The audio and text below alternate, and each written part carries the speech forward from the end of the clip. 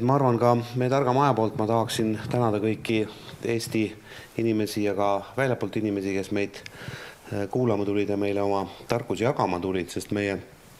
konverentsi mõte tõesti oli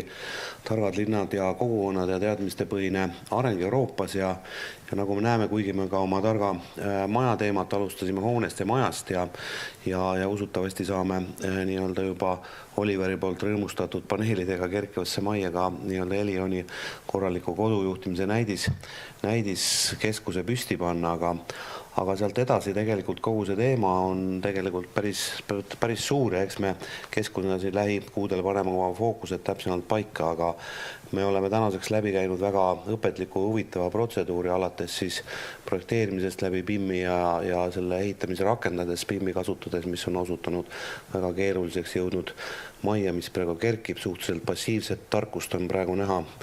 seal õues, aga varsti lülitub sinna aktiivne tarkus juurde ja sealt edasi me vaatas ka linnaruumi, et kuidas see maja ja hoone on seotud siis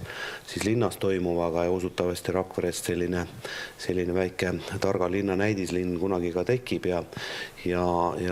eks need usud ja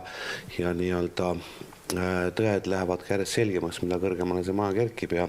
varsti, kui vana maja sealt enam välja ei paista, siis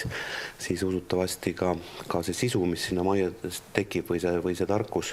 toob ka järjest rohkem inimesi siin meie konverentsidele, mida siin meile eilne ajakirjandus natuke ette heitis, me lihtsalt saal on lihtsalt suurem ja saalis on toole rohkem, muidugi võiks ka inimesi kuulamas rohkem olla, aga ma arvan, seetõttu on meil siin ka rohkem spetsialiste ja eilne nii-öelda vestlustelu siin nii-öelda spetsialistide ringis oli küll väga sisukas ja mitmeid uusi algatusi nii keskuse kui ka konverentsil osalejate vahel see sõlmitud, mis ongi selle konverentsi üks võtmeküsimus, sest ma saan aru, et see targa kodu arendus ka Elioni poolt on teatud siin 4 aasta tagused seosed ja sidemed, mis siin Elioni ja Yoga arendajad omavahel tookord kokku leppisid, on jõudnud tänase nii-öelda teise põlvkonnani, mis kiirelt edasi liigub 3. põlvkonna suunas, nii et sidustada ka Eestis olevas valdkonna tegelevaid inimesi ja eks ta natuke moesõna on või Oliver ütles, et natuke ka meie arhitekt ja võib-olla natuke ka see tarkuse nimi nagu devalveerub, kuna ta siuke moesõna või smart nagu on, aga me üritame teda nagu sisuga täita ja tõesti need Euroopa ja ka maailma dimensioonid, mis me siin konverentsil rääkisime, ka reaalse sisuga täita, sest tihti selliste suurte poliitikate juures on hästi palju sõnu, aga me tahaks Rakveres ka need reaalsed tegudega täita, nii et korraldajate poolt ma oma poolt tänan kõik, kes tulid, oma aega kulutasid ja usutavasti me saime palju kasulikku informatsiooni ja jätkame saamas võrgustikus edaspidi, et me jätkame oma koolituste ja konverentsidega järgnevatel aastatel ja mitmeid huvitavaid mõtteid ja mitmeid initsiatiive, mida me tahame siin Rakveres luua ja võib-olla olla ka teatud selliseks regionaalseks survestusgruppideks ka suurtele üle-eestilistele algatustele või miks mitte ka Läänemere-äärsetele või üleilmsetele, nii et veel kord tänud kõigile tulemast, ettekandjatele heade ettekannete eest ja kuulajatele tänud selle tähelepanu eest, mis kõigile ettekandjatele said, nii et nüüd me vist annan mikrofoni Kallele, et me täname kõiki esinejaid vist. Aitäh ka minu poolt kõigile esinejatele ja kuulajatele ja homsest lähevad jälle nii-öelda need tagatoa tööd edasi. Enamustega teist me ju teeme reaalselt koostööd ja ma usun, et need tänased fantastilised ideed, mis siin olid, et midagi neist ka